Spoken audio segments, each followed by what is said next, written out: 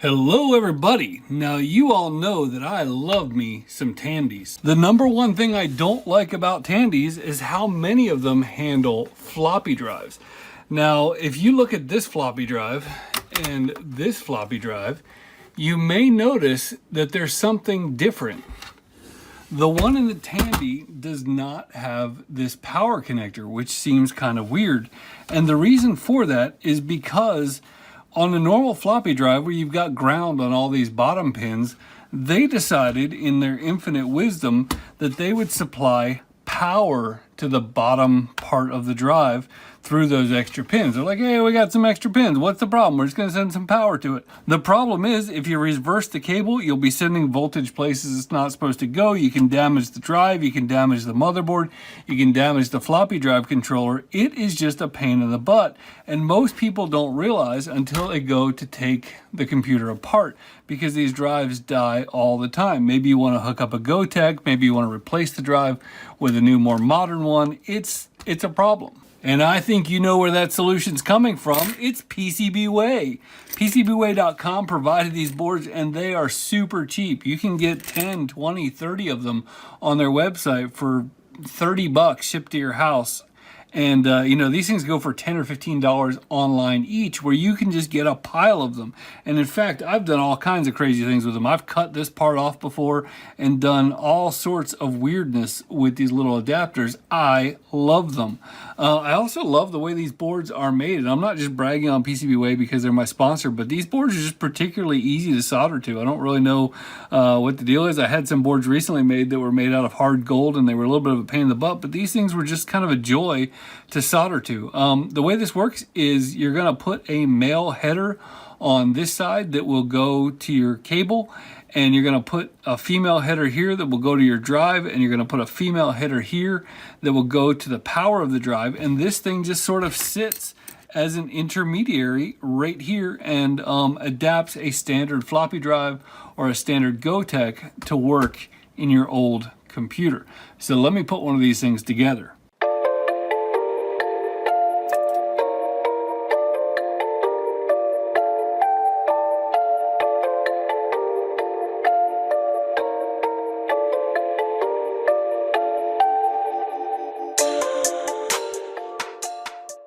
All right, so I have flipped over here to Studio B, where I have the ability to record the output from this Tandy video back here.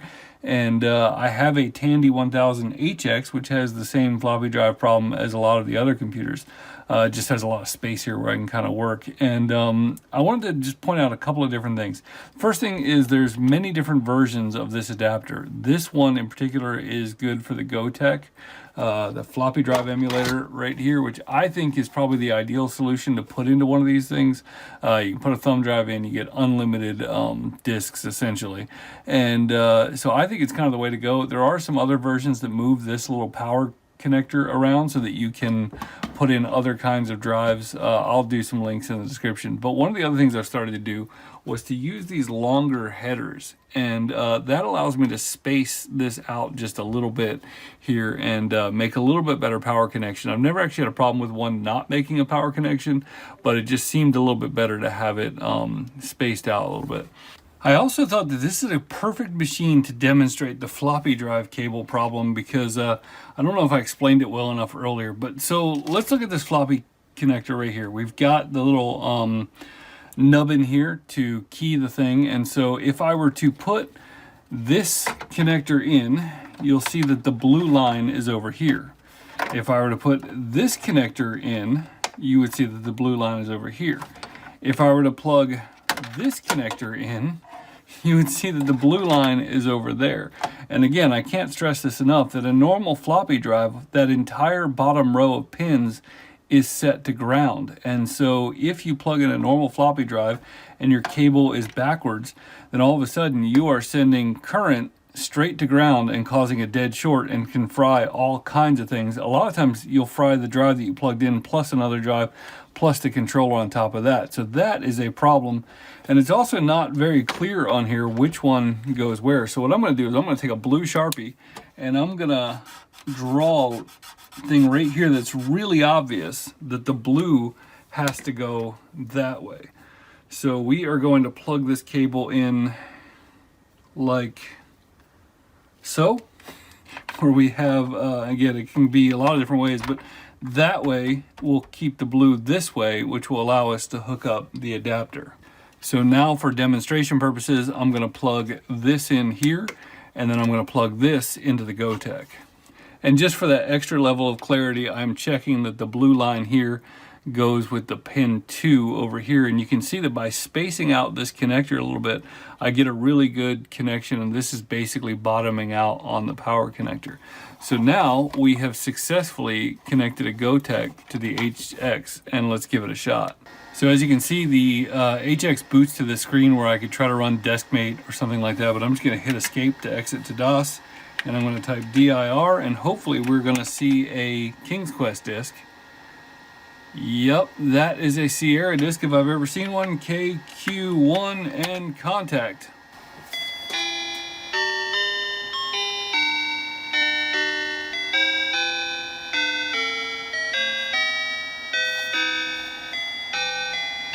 Alright, I'm not going to sit here and play the whole game, but we'll go ahead and come through here, put it on mode fast, which isn't going to be super fast. We'll walk around with our little keyboard like I used to do back in the day, and hope I don't fall in the water.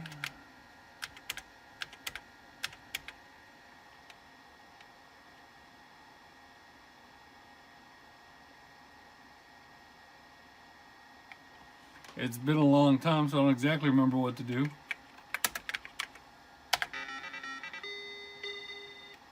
Well, there you have it. That is a Gotek inside of a Tandy 1000 HX with an awesome little board sponsored by PCBWay.com. And I do have a shared project up there where you can just basically click a button and order the right board for doing this exact same project. I'll have a link to that in the description, but don't go anywhere just yet.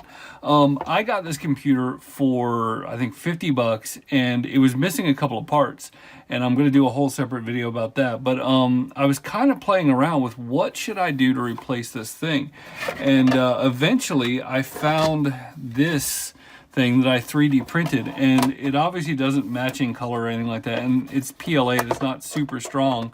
You know, it's a little wonky and stuff, but I got this to work. But I was kind of talking to the people at PCBWay.com, and they agreed to print me one in polycarbonate, polyacrylic.